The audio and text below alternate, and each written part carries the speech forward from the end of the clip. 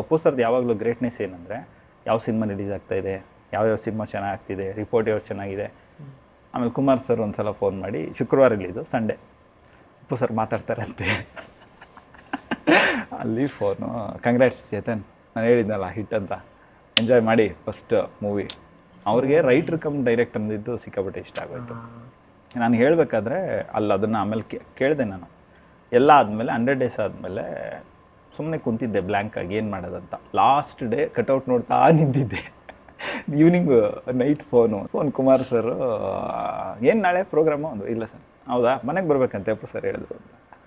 ಅಲ್ಲಿ ಹೋದಾಗ ಹಂಗೆ ಕಾನ್ವರ್ಸೇಷನ್ ಮಾತಾಡ್ತಾ ಏನು ಅಂದರೆ, ಅವ್ರು ಹೇಳಿದ್ದು ನನಗೆ ಅದು ಐಡಿಯಾನೇ ಇಲ್ಲ. ಅಲ್ಲಿ ತನಕ ಬರ್ತಿದ್ದ ಸಿನಿಮಾಗಳಲ್ಲಿ ಹೀರೋಯಿನ್ನ ಓಡಿಸ್ಕೊಂಡು ಹೋಗೋದೇ ಸಿನಿಮಾ ಸೂಪರ್ ಹಿಟ್ಟು, ಬ್ಲಾಕ್ ಬಸ್ಟರ್ಸ್ ಅಂತ.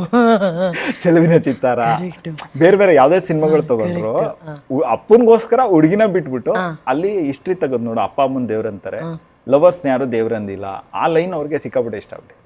ಡಿಫ್ರೆಂಟ್ ಅಪ್ರೋಚು ಆ್ಯಂಡ್ ಜಸ್ಟಿಫಿಕೇಶನ್ ಚೆನ್ನಾಗಿದೆ. ಯಾರಾದರೂ ಇಷ್ಟಪಟ್ಟರೆ ತಂದೆ ತಾಯಿ ಆಶೀರ್ವಾದ ತೊಗೊಂಡು ಮದುವೆ ಆಗಿ, ಯಾರಾದರೂ ನಿಮ್ಮ ಮಕ್ಕಳು ಮದುವೆ ಮಾಡ್ಬೇಕಂತ ಇರೋ ಅವ್ರ ಮನಸ್ಸಲ್ಲಿ ಏನಿದೆ ಅರ್ಥ ಮಾಡ್ಕೊಂಡು ಮದುವೆ ಮಾಡಿ. ಎಷ್ಟು ಬ್ಯೂಟಿಫುಲ್ ಮೆಸೇಜ್ ಇದೆ ಇದು. ಆಬ್ವಿಯಸ್ಲಿ ಒಳ್ಳೇದನ್ನ ಕೊಟ್ಟರೆ ಆಬ್ವಿಯಸ್ಲಿ ಜನ ಒಳ್ಳೆ ತಗೋತಾರೆ. ಅಂದ್ರೆ ಸೊಸೈಟಿಗೆ ಆ ಮೆಸೇಜ್ ತುಂಬಾ ಇಂಪಾರ್ಟೆಂಟ್ ಅನ್ನೋದು ಗೊತ್ತಿಲ್ಲ. ನಾನು ಬರೀ ಎಂಟರ್ಟೈನ್ಮೆಂಟ್ ಅಷ್ಟೇ, ನಮಗೆ ಅಷ್ಟು ಮೆಚುರಿಟಿ ಲೆವೆಲ್ ಇಲ್ಲ. ಅಂದ್ರೆ ಅವರು ಸಿನಿಮಾ ಅವ್ರ ಮನೇಲಿದೆ ಅನ್ನೋಕ್ಕೆ ಅವೆಲ್ಲ ನಿದರ್ಶನಗಳು. ಚಿಕ್ಕ ವಯಸ್ಸಲ್ಲೇ ಅವರು ಎಷ್ಟು ವರ್ಷನ್ ಆಫ್ ಕಥೆಗಳು ಕೇಳಿರ್ತಾರೆ, ಸಿನಿಮಾ ನೋಡಿರ್ತಾರೆ, ಸಿನಿಮಾ ಬಗ್ಗೆ ಡೀಪ್ ಅನಾಲಿಸಿಸ್ ಎಷ್ಟಿರುತ್ತೆ.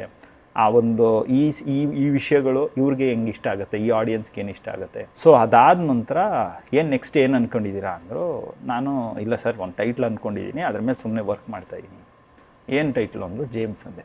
ಒಂದು ಸಲ ಹಿಂಗೆ ನೋಡಿದ್ರು, ಮಾಡ್ಬಿಡಿ ಕತೆ ಮಾಡ್ಬಿಡಿ ಮಾಡೋಣ.